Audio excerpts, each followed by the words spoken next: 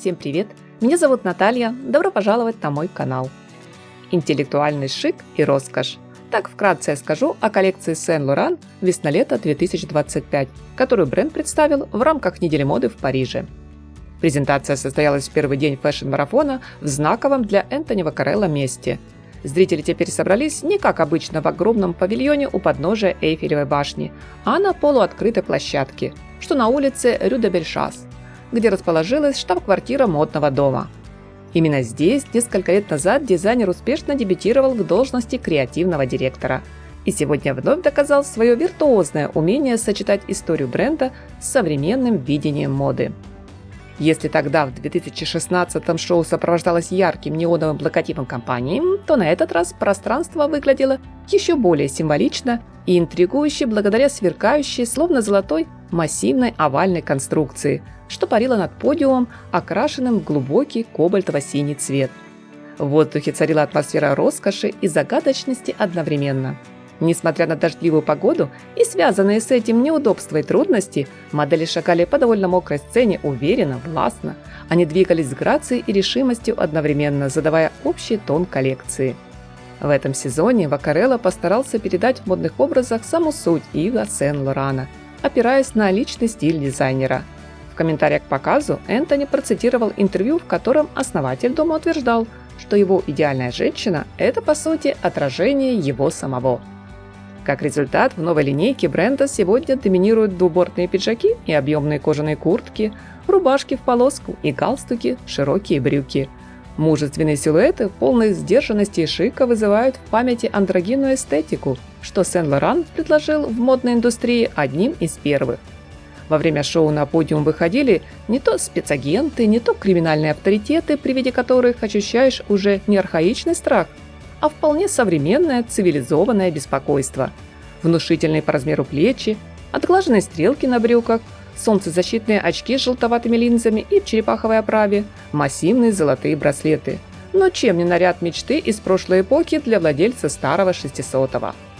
Так что нынче мы с вами, друзья, можем однозначно записывать тренды на весну 2025, брючные костюмы, кожанки, бомберы и плащи, которые будто одолжили из мужского гардероба. Хотя на сегодняшний день все эти вещи давно перекочевали в женские коллекции, оказавшись частью образа в лучших традициях пауэр-дрессинг 80-х. Правда, в этом сезоне кое-что изменилось. Силуэт стал более расслабленным, а в крое появилось еще больше воздуха и движения. Модные луки не похожи, как раньше, на броню. Одета свободно и не стесняет движений. Комфорта, спокойствия, мягкости добавили новой коллекции комплекты из струящейся ткани с характерным узором пейсли. Длинные подпоясанные дамасские туники поверх свободных брюк дополняли эффектные аксессуары.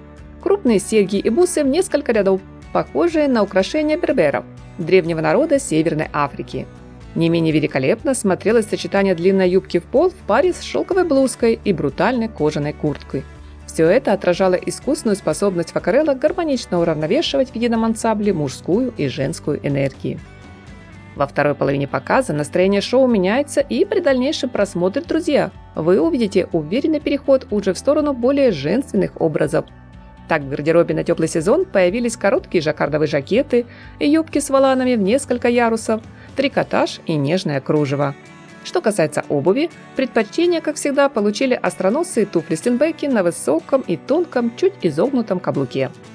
Относительно цветовой палитры модного ряда стоит отметить заметный контраст между первой частью шоу и финальными луками. Взяв старт с довольно сдержанной нейтральной гаммы, будь то серый, бежевый, черный, далее коллекция наполняется более интересным шоколадным, сливовым, табачным, а потом вдруг дизайнер решил удивить нас ярким миксом оттенков. Этими сложно сочиненными комбинациями Энтони Ваккарелло опять же мастерски подражает Сен-Лорану. Травянисто-зеленый он объединяет с насыщенным фиалковым, а морскую волну – с охрой. К синему электрик добавляет красно-оранжевый и фиолетовый, а к шоколадному – пылающий алый, салатовый и так далее. Линейка модных образов получила название «Женская власть». Сегодня дизайнеру здесь очень точно удалось отразить как историю бренда, так и современные тенденции. В сравнении с предыдущей почти голой коллекцией чулочно-носочных изделий, этот модный показ вновь возвращает фавориты сезона элегантный, роскошный, уверенно диктующий новые тренды дом моды Saint Laurent. С интересом, друзья, жду обсуждения коллекции в комментариях.